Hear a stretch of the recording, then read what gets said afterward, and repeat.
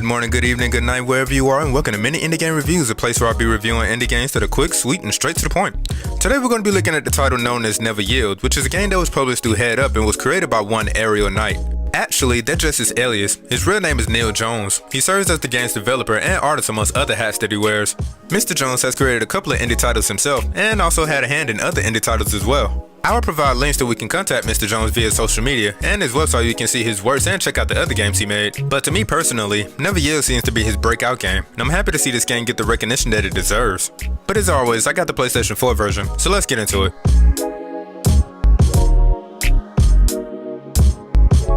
This game looks beautiful. Never Yield possesses this bright neon color cel shaded comic book look with just a tad bit of blurred saturation during the small cutscenes. It's almost as if Niel Jones got his inspiration from a certain movie I consider to be one of the best in modern day animation, where the main character is actually known for his acrobatics and agility. But hey, that's just a theory. A game! Throughout the gameplay, you will notice that this game looks nice. All the different stages run smoothly with no glitches, hiccups, or anything like that, which is actually kinda good because speed is something that this game revolves around. So essentially, while the main character is booking it, everything keeps up. While I'm on the different environments, each possesses its own theme to continue whatever storyline this game is trying to get across. You start off in what appears to be grassy areas, then you go over to highways and then offices along with other places. But coming back to the main character you play as, the animations are just perfect. The way the character performs some of these parkour moves and how time slows down at just the right moment so the player can take in how sweet each moment is deserves a standing ovation. And then on top of all of that, it's rather obvious as to who might the designs of the main character could be based around, given the name of the city on his clothes, his statue, hairstyle, and key features. The only criticism that I actually have about the presentation is essentially how some of the stages feels like it repeats itself at least twice. But other than that, this game is pretty much perfect. Ariel Knight was just showing off with his artistic direction as always, and I'm here for it.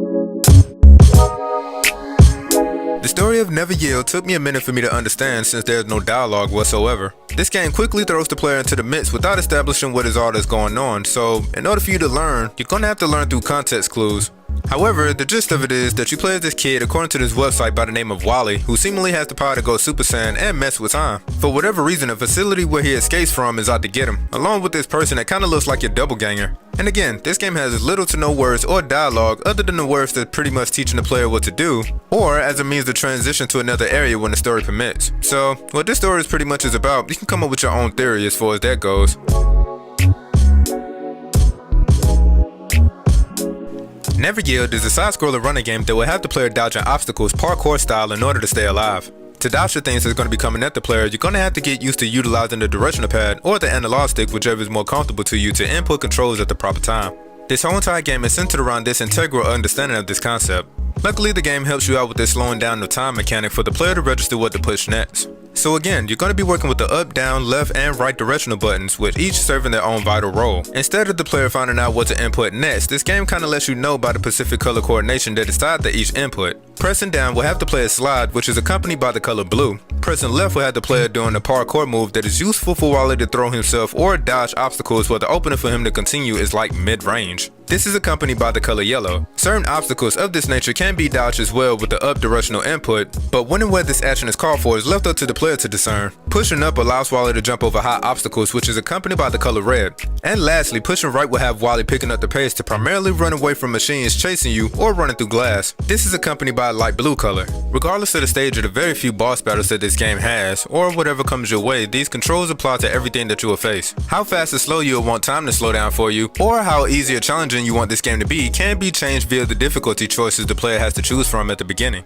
One little tip that I have to note is that purely relying on the directional pad in correlation to the direction of your character is facing is going to be tested. Most of the stages in this game is just the player running from left to right. Other stages throw curveballs at you, like running vertically instead of horizontally and running right to left. One good thing about neveryield is that it has miniature segments within a level, so if you fail, you will start at that point instead of the beginning of a whole entire stage. There are also different cosmetic outfits to attain after certain requirements are met to unlock them. As far as gameplay goes, the controls are tight, responsive, and easy to understand. The only thing I would want to say that probably gave me a tough time is doing this level where this truck was going in and out of different lanes. I kept finding myself failing this level, but it was due to the fact that majority of the time while I was playing this game, I kept my finger holding down the right directional pad so I can go faster, not knowing that I had to push the appropriate button and the appropriate button alone.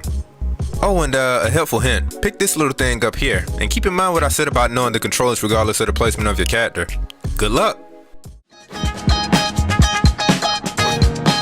The sound design of this game is pretty alright, although the player will more than likely be too engulfed in the music to notice. As far as the various sounds you're going to be hearing, it's pretty much going to be car screechings for cues as to what's going to be coming. Glass breaking.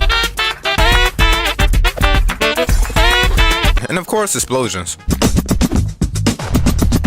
There are no voice acting or anything like that in this game, so that's pretty much it. There were times where I did feel as if some of the small cutscenes could have used a little bit more sound effects. But as I said, the player is going to be too distracted because of the... So the music for neveryield was done by both Detroit natives Niel Jones and Daniel Wilkins.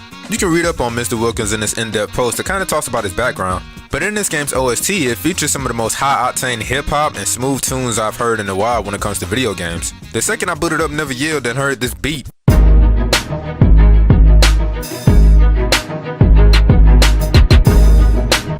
I was like, that's what the fuck I'm talking about.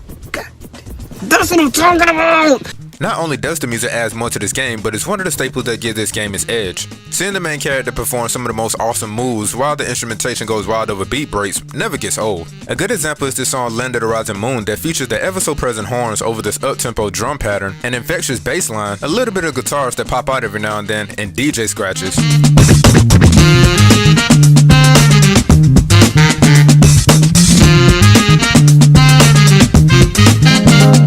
Actually, a lot of the songs on this game's soundtrack has these elements that's present, but then on a redux version, it's even better with a nice contribution coming from the beautiful and soulful Yona Marie, whose real name is Rachel Marie Moore.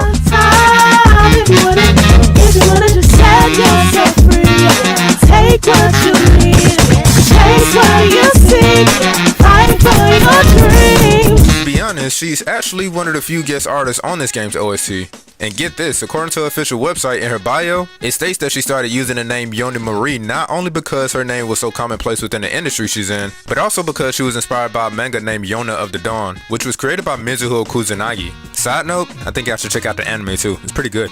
But anyway, Miss Marie also steals the show on another song entitled In the Shadows, where the beat is a little bit slowed down and plays somewhat of the background to Yona's display of her vocal ability at the forefront. Don't listen to the fear in the clouds. No, if you're looking, it will come to. But your dream, you gon' work this thing out. My favorite song that I can never seem to get tired of is the song called There Are No Rules After School. This song, of course, has the drum beats going on like the rest of the other tracks, but what separates this is the prevalent addition of the piano keys that gives it a more jazz feel, accompanied by these soft gliding string instruments and guitar plucking.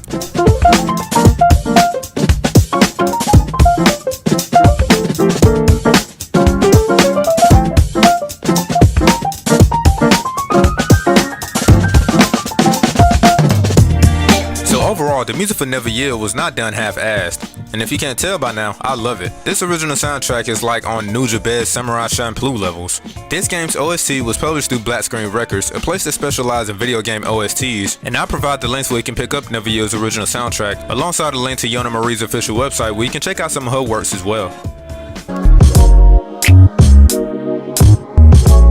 Overall, this game was enjoyable. It definitely has a style of its own, and more importantly, I had fun with it, which is why I'm going to give this game a 9.5 out of 10. Reason being is this game's authentic individuality in comparison to other games I would normally see. Neveryield is quick and could possibly be beaten within a few hours, but in this case, it doesn't take away from the quality, but instead adds more to it in a strange way. The fact that one person for the most part put something together this beautiful is fascinating. As simple as Neveryield may seem on paper, or at least within its concept, its execution is just flawless. Neveryield is now available for Nintendo Switch, Epic Games and Steam for Windows, Xbox One and PlayStation 4 for only $12. I hope Aerial Knight comes back with more games in the future, because if Neveryield is something to go by, I'm definitely looking forward to see what else he has up his sleeve. To you, brother, I wish you Godspeed in all your endeavors. Peace and blessings, man. And to everybody else, be safe out there, and peace, y'all. And don't forget to like and subscribe. Hit up that notification bell, and I gotta go.